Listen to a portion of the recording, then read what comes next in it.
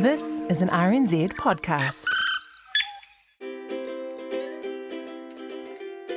Ngā mihi nui and a very big welcome to the Kākāpō Files from RNZ. I'm Alison Balance and we're up to episode 6, Full House. We are, of course, covering the largest ever breeding season of the world's largest parrot, the flightless Kākāpō. The rare birds, all 147 of them, are getting a big helping hand from the Kākāpō recovery team from New Zealand's Department of Conservation. And we are going to get straight to the point and call up Technical Officer Daryl Eason on his mobile phone. Kia ora, Daryl. I gather you've already had quite a busy morning. It's early afternoon on Saturday, the 26th of January. What have you been up to today out on Whenua Hau? Well, I slept in a tent overnight by a nest of millies, but I didn't get to look in her nest. So I came down, and today we had some sperm left over from Luke that we were hoping to catch Zephyr yesterday for an artificial insemination, but we couldn't catch her because she was up a tree. So we didn't want to waste and lose that sperm, and we ran up and we caught Jean, and we've just done an artificial insemination with her to hopefully her eggs will be more likely to be fertile, and Luke is a really good match for Jean. And why are you doing artificial insemination? Well, Kākāpō, because they're a bit inbred, they have a very low fertility rate. It's only about 60%. And they also have quite a few early dead embryos in that first stage of incubation, probably about 18% embryo death. So by the time hatching comes around, you're only around about 40%, so there's a huge loss of eggs. And we are trying to use artificial insemination to improve fertility and also to improve genetic makeup and prevent more inbreeding going on. Now, of course, we all know about IVF in terms of people and, sperm collection. That sounds terribly straightforward if you're in a white sterile laboratory in a city, but you're on an island, birds are all over the place, it's often wet, it's often muddy. Talk me through the process of what it takes to collect sperm from one bird and then artificially inseminate another bird. Well, for a start, it's reasonably physically demanding because there's always a lot of gear you have to carry. I carry a microscope with me and an inverter and some batteries so I can power it and heat it. And we carry a small fridge, just a little one for insulin syringes, as well as the gear that we need to collect the semen. We have little tubes and pipettes and various equipment, and the gear that we need to catch and weigh and health check the birds as well. And so most of the males are up on near the top of the island, so that's usually an hour or so from the hut, up a steep track, muddy track usually, and we have to catch the male. And if things go really well, then we can normally collect his semen in 5 minutes. How do you do that? We contain the bird partially in a container, so I can just sit him on my lap and he can't bite me. So it's just in a large bottle, actually. Ingenious. Yeah. It has to be a very big bottle because male Kākāpō are very fat. And with a bit of a towel around it as well, just to keep it comfortable and keep his head a bit covered. And then I just gently massage down his back from his kidneys down to his vent on his back and underneath by his pubic bones as well. And after several strokes, and usually if the male's really relaxed, then he'll tremor his feet a little bit, and that's a really good sign. And then you can just fold the tail up, and you can just gently squeeze and express the vent. And I've usually got 2 helpers with me, and if there's any semen, then they can quickly collect that directly into pipette tips. And usually, if things go really well, we might get 30 to 50 microlitres. So it's a very small amount, but very concentrated. So what we had from Luke yesterday, I think there was 6 million sperm per microlitre of semen. 6 million per microlitre. Now, how do you work that out? Is that why you have the microscope with you?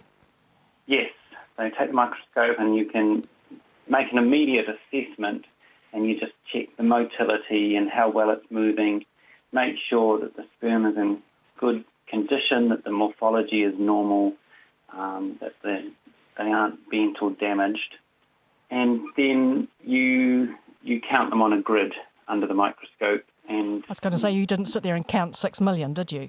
No. So you're just counting a few squares worth and working out the dilution and the volume that you would have put in, and you can do the maths to work out the count. You've got this precious semen sample. It's full of sperm. What next? We put it in a small vial and put it in our miniature fridge that we can carry with us and keep it at about 5 degrees.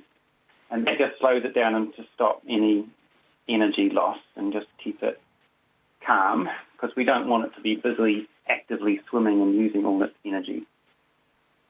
And then we head over to our female that's probably mated within the last 3 to 7 days. So that's about the perfect timing before she starts laying eggs.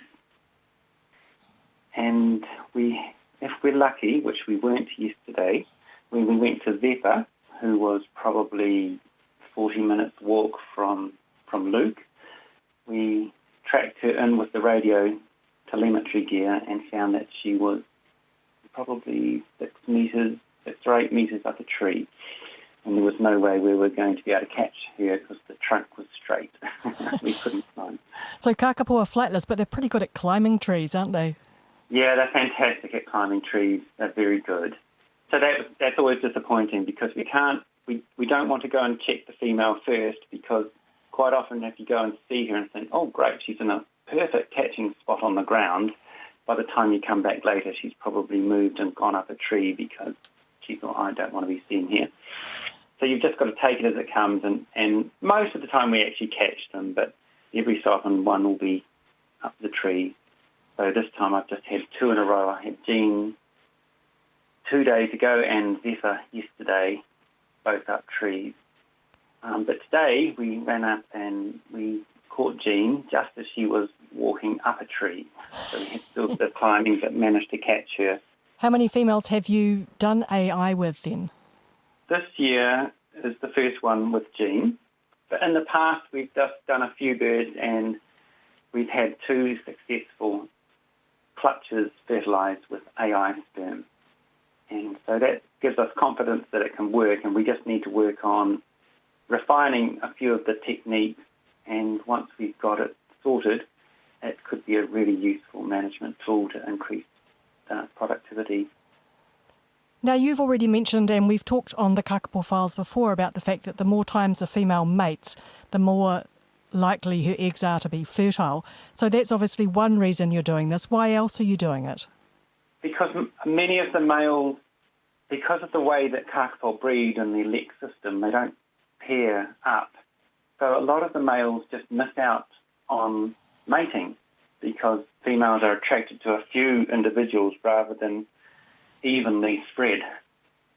And a lot of the males are not represented in the next generation. So we've still got several founder males left that were found in the 1980s that have never produced offspring. If we just leave them, they never will. And our gene pool for Kākāpō will get even lower, which means the infertility and inbreeding problems will probably get worse. So it's really important to try and do something now to make sure that the health of the Kākāpō population, the genetic health, is good before it gets too big and too inbred. Now, we were in discussion on text the other day, and you said there was some good news about Gulliver. Can you tell me what that news is and explain why that's significant? Gulliver mated, was it the night before last? Yes, 2 nights ago, with 2 female Pounamu, who's never mated before, and Suzanne about 2 hours after Pounamu. So that was his first mating this season, so 2 in a row, so that's great. And the reason that it's a really good thing is that Gulliver is the son of the last Fiordland bird, the last South Island bird to survive. So all the rest of our birds come from Stewart Island. And so that provides some really valuable genetic resource that will help birds in the future to improve their fertility if we can incorporate his genes into the new generation. Well, we'll keep our fingers crossed for Gulliver babies. He has a brother, Sinbad. What's Sinbad been up to this breeding season? Well, so far Sinbad has just mated with Tohu. Tohu mated with 2 males, but unfortunately her 2 eggs were infertile. So we've taken Tohu's eggs away now and we'll give her a chance to mate again. So far, no other females have chosen him this year, but he's a very, very good male to collect sperm from. So hopefully we'll be able to use him for AI, especially in the second round of nests. Now, in terms of first-time matings on the island, I know that you're re-nesting females and like Tohu and encouraging them to go out and mate again and re-nest. But in terms of the first tranche of matings, how are you going with that on Whenua Hau? Have you had all the females mate yet? On Whenua Hau, there are 2 left of the 29 that haven't yet mated. So we're still waiting for Marley, who's just a young, or Tohu's sister actually, just 5 years old. So that'll be her first time if she decides to breed. And Hoki. Hoki is a bit later, but she's often one of the last ones to mate in the breeding season. Hoki, of course, is a very special bird because she was the first hand-reared Kākāpō, wasn't she? That's right, yes. So, she began life back in 1992. Hoki has yet to breed successfully. She is the oldest daughter of Zephyr, part of the Wind dynasty that began with Nora. Hoki is one of Zephyr's 8 chicks, all fathered by Felix. Jean is an original Stewart Island bird, age unknown. She was found in 1981 and has variously spent times on Hauturu and Maud Island before ending up on Whenua Hau. She has only produced 3 chicks back in 2002, and so the Kākāpō team is keen to get some more offspring from her. They are even more keen to get something from Luke. Luke is another old-timer, and he hasn't fathered any offspring yet. Tohu and Marley, by the way, were born on Hauturu in 2014. They're just young ones, coming up to 5 years old. Let's get back to Daryl to find out what's happening in the outer reaches of Fiordland's Dusky Sound, way out on Anchor Island. On Anchor, there's 21 adult females there, and all of them have nested. All of them? So, yeah. That's excellent news. It's amazing, isn't it? Yes. So it's not very often that we get a year when every adult female on the island nests. Actually, we haven't had that before. So that's brilliant. Now, that's a bit of a record. I gather there's another record from Anchor Island when it comes to nests as well. Oh, yes. So I think that you might be thinking of Ra, who laid 5 eggs in her clutch. So what's an average size clutch, Daryl? An average is about probably 2.5 when you average it all out, but generally it's 2 or 3 eggs. And a few times there'll be 4 eggs, but already Anchor, I think, of the 21 nests, there were 10 clutches of 3 and 10 clutches of 4 and the 1 5-egg clutch. So it's a big egg year. How many of those are fertile, though? I think we have 19 definite fertiles out of the Anchor bird, and there's a few more. I think there's 3 clutches, which probably is a total of 10 eggs that haven't been checked for fertility yet. So, that's out of 75 eggs. 75 eggs? It's a lot of infertile eggs, though, isn't it? I know, it's really depressing. That's the downer, because it gets all exciting when you know that the mating's happening and then you find the nest and then you go and check the egg and I think, it's another infertile one. So that's a bit sad. And that's why it's really important to work hard towards finding out how to make this artificial breeding program working. Great to talk with you, Daryl. Can I have a word with Jake, who's one of the island rangers? Kia ora, I'm Jake Osborne, one of the 3 permanent field rangers on the Kākāpō recovery team working for the Department of Conservation. And I've been off and on with the team since late 2014, so this is my second breeding season with the team. Now, can I just wind back a little bit, because a listener, Joe, wrote in to ask for some more details about what a bowl is, B-O-W-L, by the way, and I'll get you to describe the look and function of a track and bowl system for her. So yeah, all of the breeding age males that seem keen will build a track and bowl, or they might steal one from another bird if they're feeling quite competitive.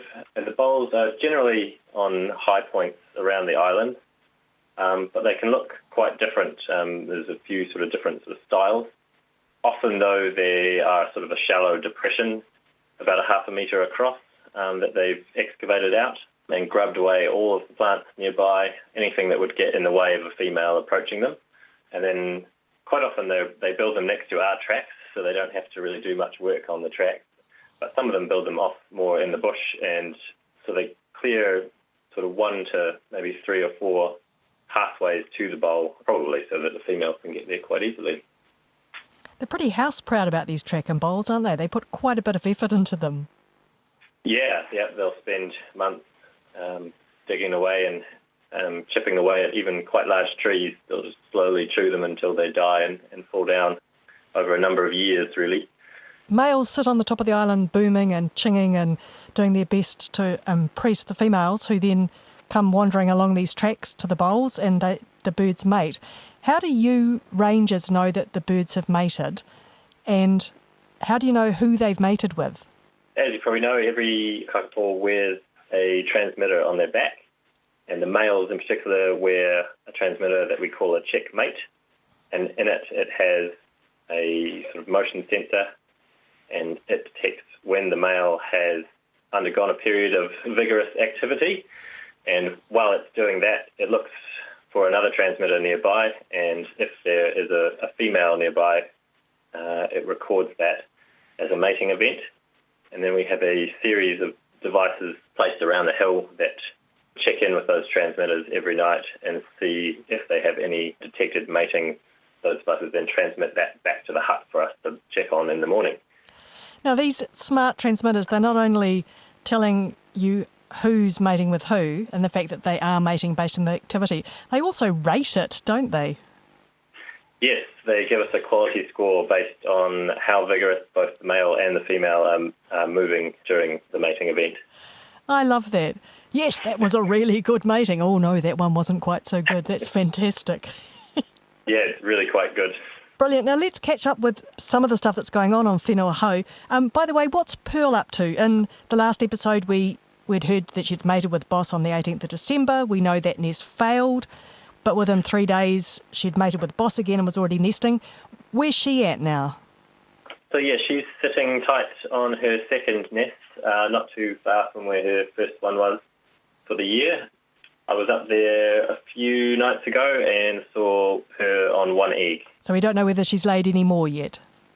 Yeah, we're not sure on that. I'm sure someone will be out to check again soon and check the fertility on those eggs. Now, last week on the podcast, it was early days, just 4 nests and 4 eggs. So how many nests have you got now and how many eggs? On Whenua Hou, we have 18 confirmed nests if we count Pearl's second, and only 35 eggs seen at this point, but lots more nests to check. So that's keeping you pretty busy out on the hill? Yes, very busy around here. Some pretty big days in the leagues. Now, have you been spending time at nests at night? And if you have, tell me a little bit about what it's like being up there at night and who you've been hanging out with. Yeah, so like I said, spent some time at Pearl's. I've also spent some time at Esperance's nest and Rakiura's nest. So at Rakiura's nest the other night, I candled her eggs for the first time and found that at least the first one was fertile, and it's now back down here in the porticom being incubated. And at Esperance's nest, I brought in her second 2 eggs. She's laid 4 eggs this season, and we've closed that nest down now in the hopes that she'll remate. And yeah, being out on the hill on the island at night is really quite cool. The air is just full of seabirds, and there's just a constant sort of background drone of seabirds in their burrows, and then hundreds and hundreds of calling ones in the air. You can hear the air off their wings as they're swooshing just over the trees. And quite often you'll catch glimpses of bats flying through your torchlight, and there's loads of insect life around. It's really, really quite cool. That sounds absolutely wonderful. In terms of bringing these precious fertile eggs back down to the hut, talk us through what that's like, because I'm imagining it must be pretty nerve-wracking walking in the dark in that dense bush. Yeah, it can be. I actually get a bit more nervous when I'm pulling the eggs out of the nest with a tea strainer on a ski pole. That sounds very ingenious. Yeah, it's worked for a very long time, and why change?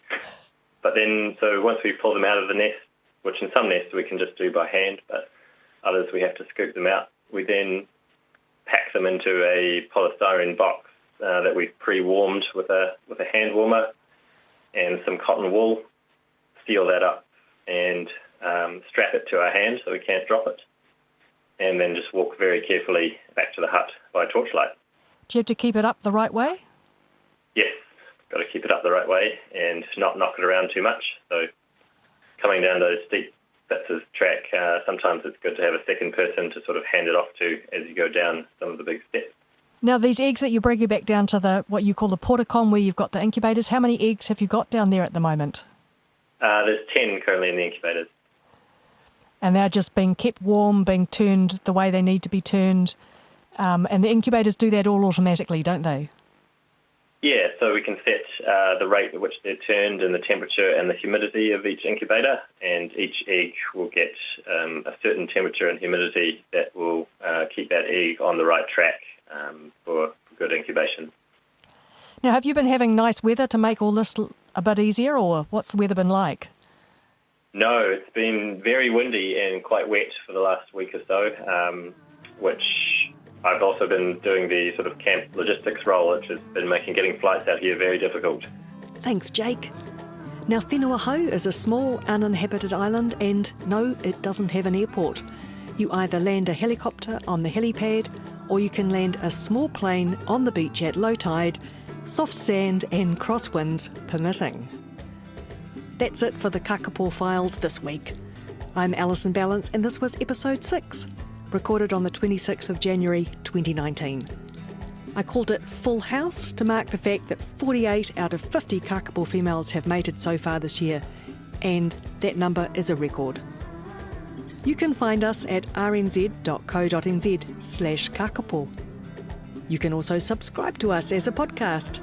RNZ Kākāpō Files in all the usual places: Apple Podcasts, Spotify, Stitcher, Radio Public. If you can, I'd really appreciate it if you could rate and review us to help other nature fans find the podcast. And of course, please tell your friends all about us. To find out more about DOC's Kākāpō Recovery Program, look out for them on Facebook and Instagram. Kākāpō scientist Andrew Digby and me, Alison Balance, we're on Twitter. I'll be back soon with lots more breaking news about the world's favourite parrot. Until then, thanks heaps for listening. Bye for now.